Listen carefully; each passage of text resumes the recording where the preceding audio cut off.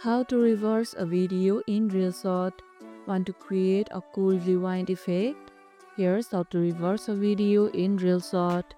First, open the Reelshot app on your device and open your project and select the clip you want to reverse. Tap the edit icon or you can see the reverse option at the bottom of the toolbar. Once you find it, tap on the reverse option to play the clip backward automatically.